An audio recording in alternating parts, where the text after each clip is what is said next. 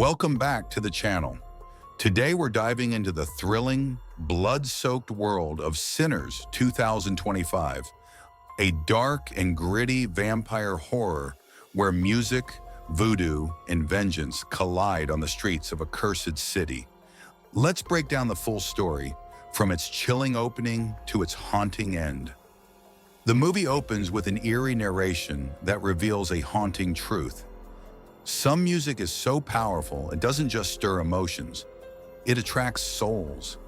This music pulls in spirits from both the past and the future, and disturbingly, it lures evil souls as well. The story begins with a gripping scene inside a church.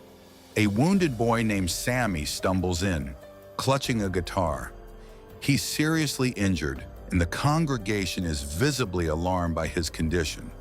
The priest approaches him, prays fervently, and pleads with Sammie to abandon the music. He warns that the evil forces chasing him will only disappear if he walks away from the sound. To understand how Sammie ended up in this state, the story rewinds to the previous day. Sammie is seen with his band, immersed in playing a genre of music known as blue music, deeply emotional, soul-stirring melodies designed to express sorrow, hope, and longing. Their music is so powerful that it doesn't just touch listeners, it captivates wandering spirits as well. Despite Sammie's passion, his father strongly disapproves. It is soon revealed that his father is none other than the same priest from the church, a man torn between faith and his son's dangerous gift. Meanwhile, two brothers, Smoke and Stack, arrive in the city.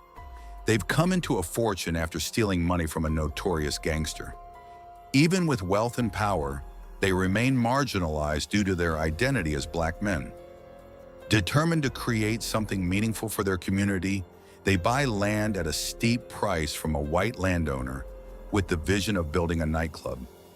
They want this club to be a sanctuary, a vibrant escape for their people. In need of live performers, they stumble upon Sammie's band at a train station.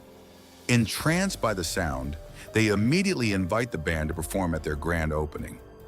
Along the way, they also enlist the help of two Chinese restaurateurs to manage the club's food and drink service.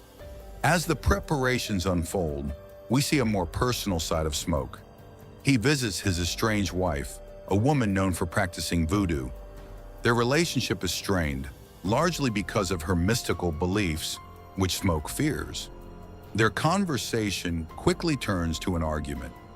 She insists that the survival of men like Smoke in World War I was due to her magic, but Smoke bitterly counters, asking why their daughter didn't survive if her powers were real. Her silence speaks volumes, though she quietly notices Smoke still wears the protective pendant she once gave him, a sign that he hasn't completely let go. In another chilling subplot, the film introduces a disfigured and wounded man who seems to be on the run. He finds shelter in a couple's home. Moments later, vampire hunters arrive at the house, but the couple lies to protect the stranger. After the hunters leave, the man turns on his host, attacking the husband and drinking his blood. It's soon revealed that the man was a vampire, and his bite turns the husband into one as well. His wife's terrified screams echo as the scene cuts. The focus then returns to Smoke and Stack. Their nightclub is now fully decorated and buzzing with anticipation. It's opening night. Smoke, always strict and business-minded, instructs his security that only paying guests are allowed entry. In contrast, Stack views the club as a haven for their community, a place where even those with little money can find joy and escape.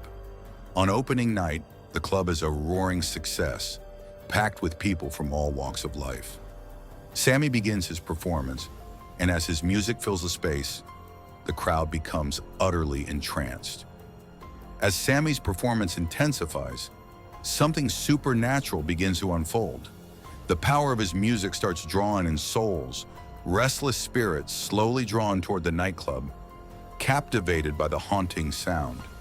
But the music doesn't just attract the innocent. The same force also draws in the three vampires introduced earlier.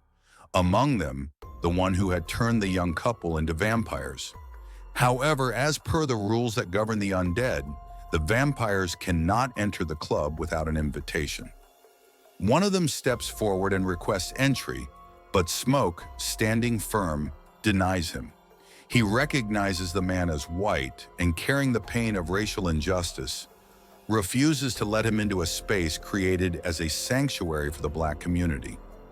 Despite the vampire offering large sums of money and explaining that he came not to harm, but because he was entranced by the music, Smoke remains unmoved.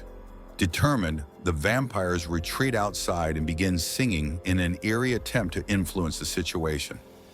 Not long after, a scuffle breaks out inside the nightclub involving Mary, a close friend of Smoke and Stack, essentially family, as her mother had raised both brothers.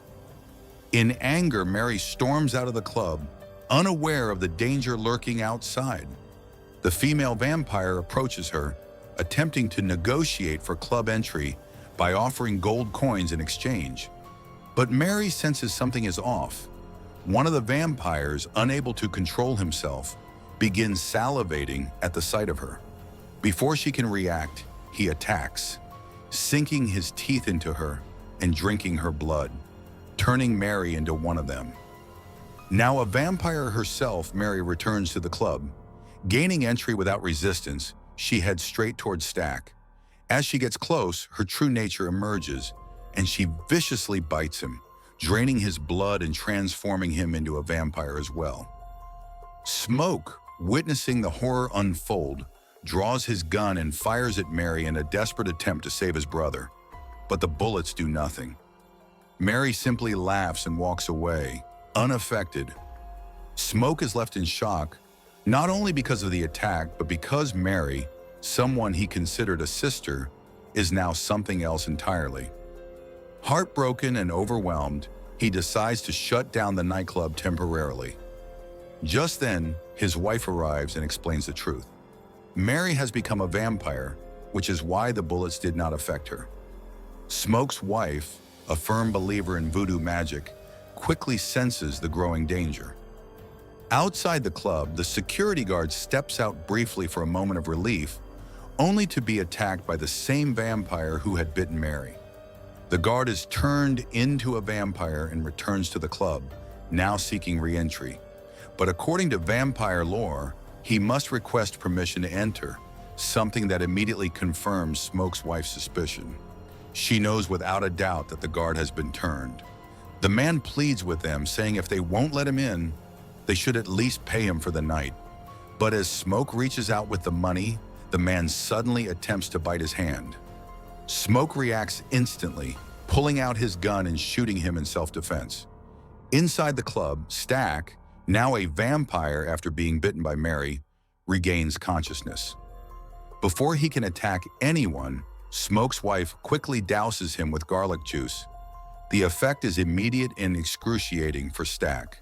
She then gathers everyone and urgently explains the rules for dealing with vampires. Garlic can repel them as juice or in raw form. However, to kill a vampire, one must use either silver or wood. She also warns everyone to never give verbal permission for anyone to enter the building. Only vampires need to ask for such permission, as humans can enter freely. To ensure everyone in the club is still human, she instructs them all to eat garlic on the spot. Outside, chaos reigns. The crowd forced to leave the club earlier is now under siege. The vampires lurking outside begin attacking indiscriminately. As more people are bitten and turned, the infection spreads rapidly. Within moments, nearly everyone outside has become a vampire.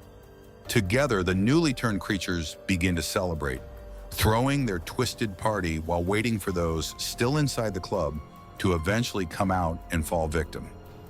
Realizing the grave threat they face, Smoke's wife declares that everyone must remain inside the club overnight. She explains that vampires cannot survive in daylight. Come morning, the danger will pass, at least temporarily. Suddenly, the first vampire returns and addresses Smoke and his friends directly. He tries to persuade them to willingly embrace vampirism. He tells them that once they turn, there will be no racism, no divide between black and white, and no fear of death. In vampirism, everyone is equal and eternal life is guaranteed. At this moment, an eerie revelation is made. Each vampire inherits not just immortality, but also the memories of the one who turned them. The vampire who had first attacked the couple now reveals the dark irony of their story. Originally, the couple had planned to rob Smoke and Stack simply because they couldn't stand that two black men were among the wealthiest people in the city. The vampire mocks them, saying, "Humans can't stand your success, so why not become something more? Why not become a vampire?" When they hesitate, he shifts tactics.